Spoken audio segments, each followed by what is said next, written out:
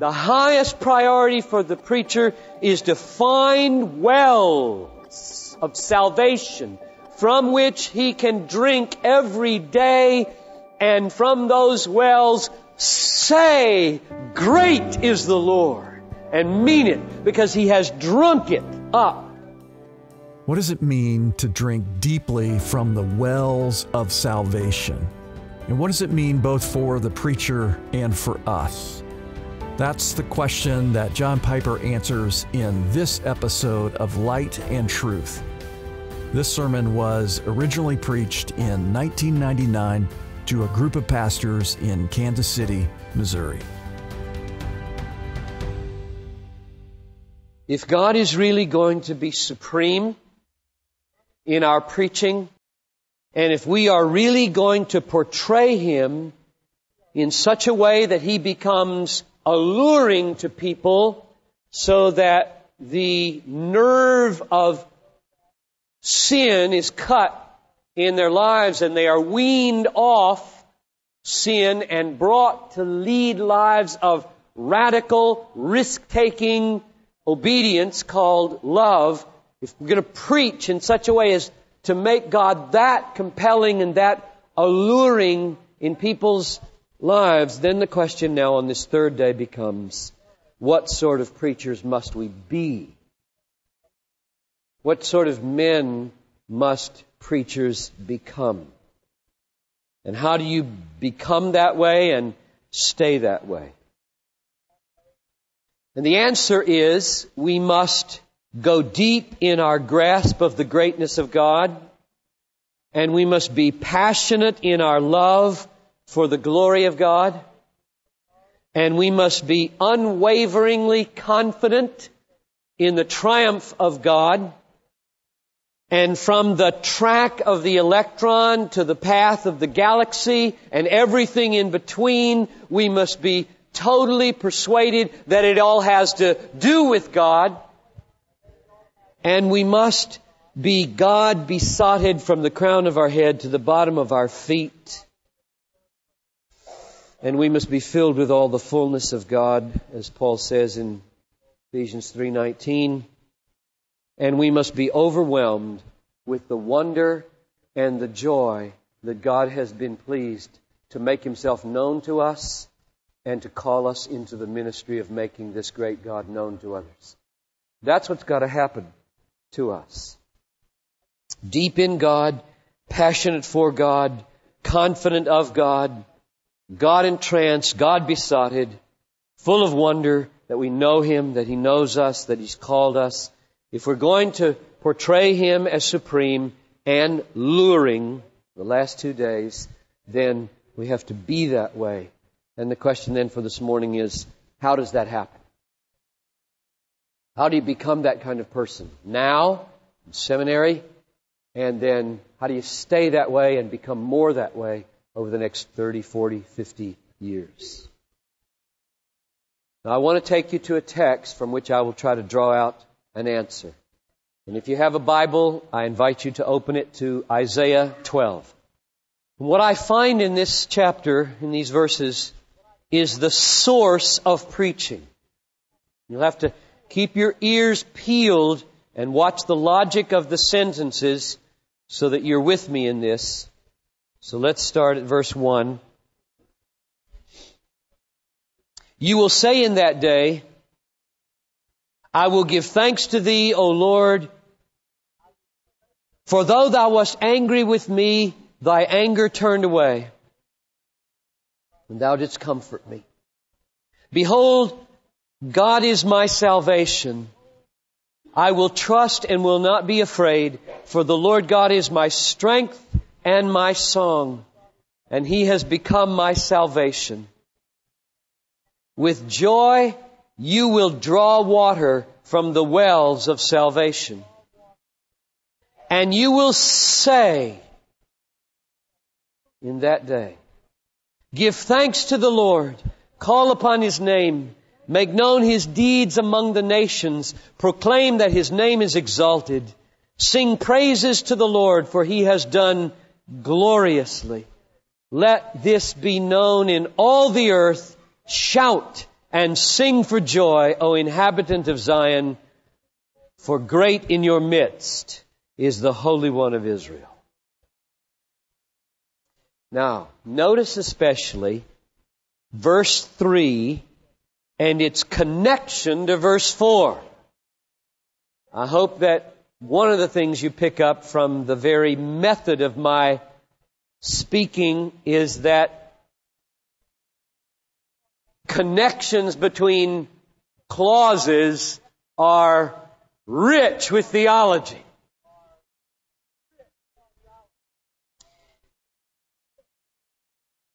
Verse 4 says, with joy you will draw water from the wells of salvation. I'm sorry, 3. With joy you will draw water from the wells of salvation. And now the effect of this deep drinking at the wells of salvation is this. And you will say in that day, give thanks to the Lord. In other words, you will speak to people. You will say something. You'll be a preacher. You will draw water and you will say. You will draw water and you will say. You get the connection? This is the source of preaching. You become a preacher by drawing waters from the wells of salvation. You draw waters from the wells of salvation and you will say. That's the main thing I saw in this text. God's purpose for us every day, for the rest of our lives, is to draw water from the wells of salvation. One of the greatest enemies of the pastorate and of preaching is drying up for the preacher. And if the preacher dries up, thousands perish. Churches are destroyed by pastors who fall out of love with God. The ministry becomes mechanical and they get excited about carving ducks in the basement for 3 hours every night.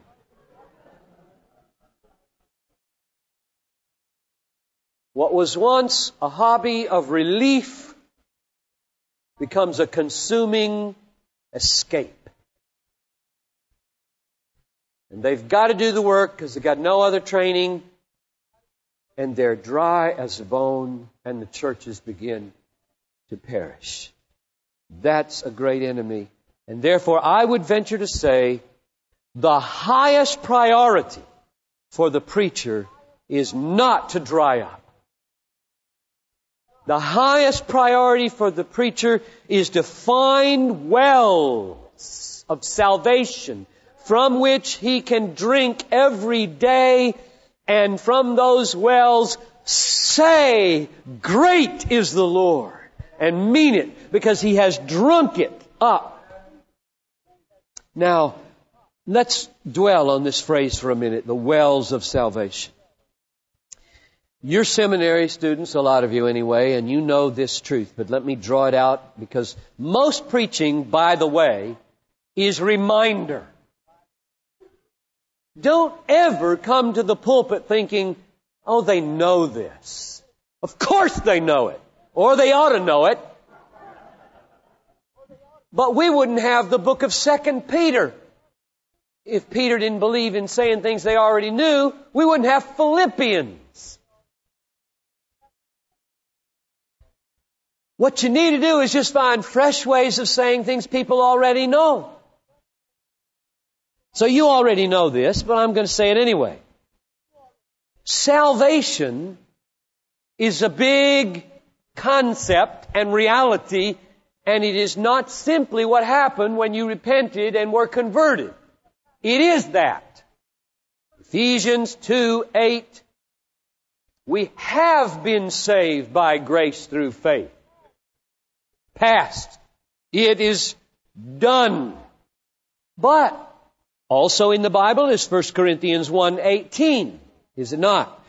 To us who are being saved, Christ or the cross is the power of God unto salvation. You're being saved.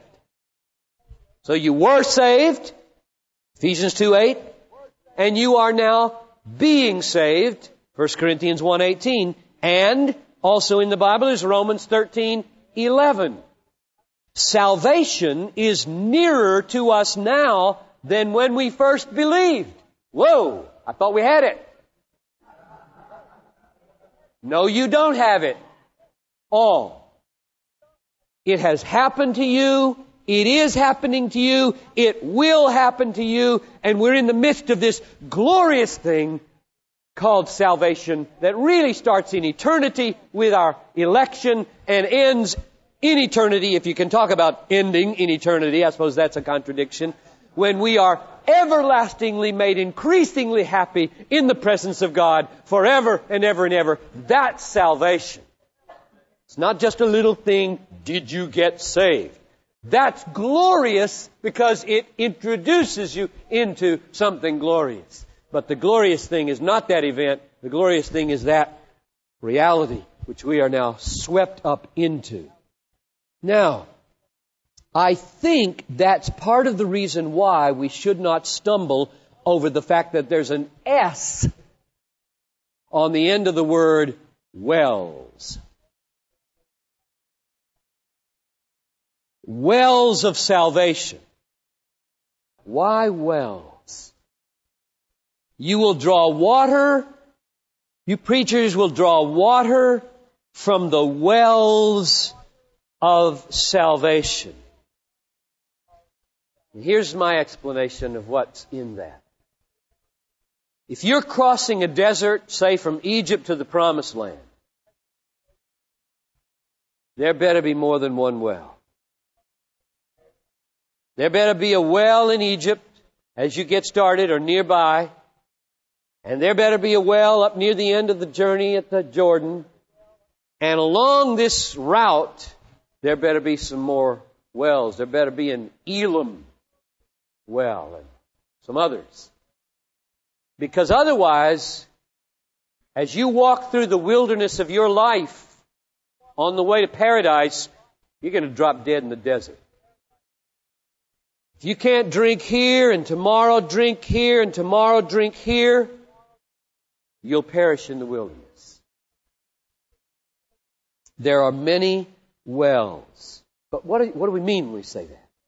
What do we mean? Here's another clue from the text.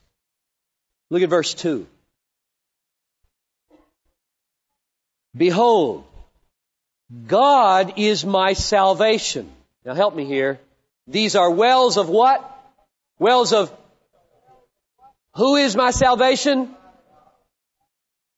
Put the two together in one word with three letters. When you put your face in the water, what are you drinking? That's right. Let's read this verse now. Behold, God is my salvation. These are wells of God. These are wells with the most pure, wonderful, refreshing reality of God into which we drop our bucket of prayer and need.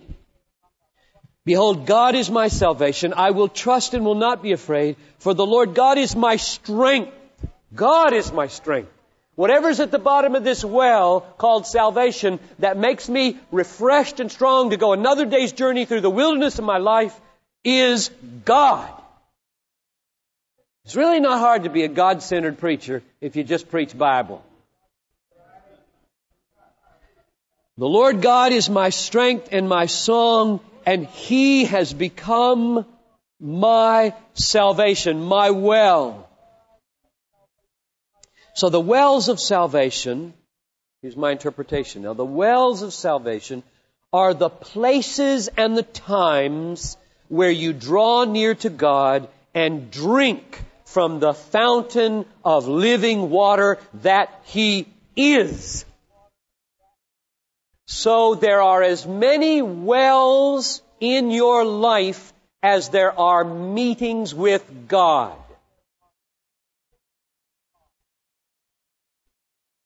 And there are many, I hope, meetings with God, and they can be had in the most horrible places. The emergency rooms, and the gravesides, and the hospital beds, and the counseling offices with your wife, and so on. There are places where God will bubble up for you if you will pause and drink from Him. So salvation is not just past, and it's not just out there at the resurrection. Salvation is everywhere you will dig into it. Dig a well and find it's flowing underneath you, and you can tap into this subterranean, glorious reality of salvation called God. God is my salvation, any place, any time, including right now. If you feel so discouraged, you can hardly listen to me. And then I pray God would do that for you right now. So I think our first priority, pastors and burgeoning pastors, is to drink at the wells of salvation every day. That's our first priority. We've got to know this God. We've got to get our faces into the water. Jump in all the way some days, not just face, and bathe and saturate yourself with God and cherish His supremacy.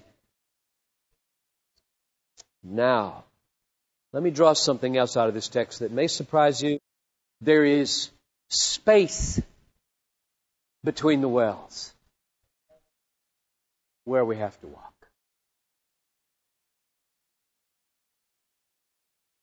I think the story of the Old Testament, the story of the people in the wilderness, the story of Joseph, the end of the book of Genesis. What you read off the people of God in the Bible and off the people of God in biography is that there's space, wasteland, desert between the wells. It may be short and it may be long. And in the providence of God, we don't often know why it's short, why it's long, and why it's as hot and scorpion laden as it is. But it's there. I think the lesson I will draw out from this is without that space, not only will you not love the well,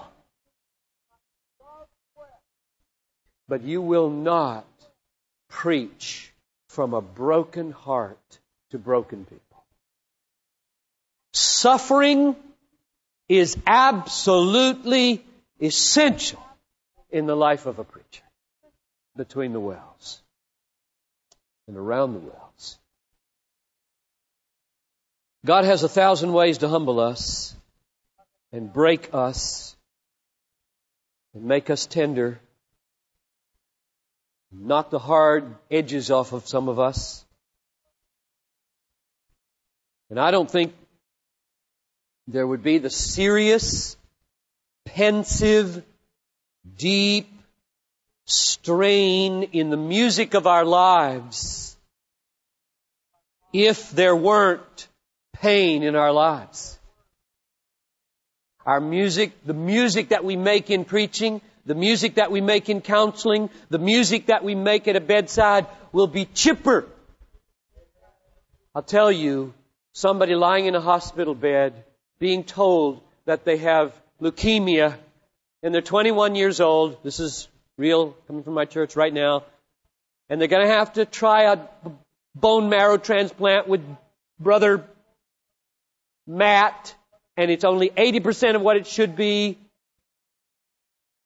They don't want anybody chipper at their bedside.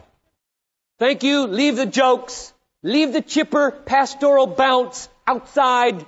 Show me you have been broken. Show me you've tasted some of this. Speak with a tone of voice and a look in your eyes that shows you've lain here. And if you never have, that may be very hard for you. So, brothers, do not begrudge the seminary of suffering. Don't begrudge it in the marriage. Don't begrudge it with your children. Don't begrudge it with your health. Don't begrudge it with your finances. Thank God He's making a preacher out of you. And a pastor, a shepherd. This is Light and Truth, God-centered preaching to help you see Christ clearly and treasure Him truly. I'm your host, Dan Kruver. Thank you for listening. On our next episode, John Piper will preach on preaching for God's sake, the final sermon in our 4-part series titled God-Centered Preaching. I hope you'll join us. For more resources, visit desiringgod.org.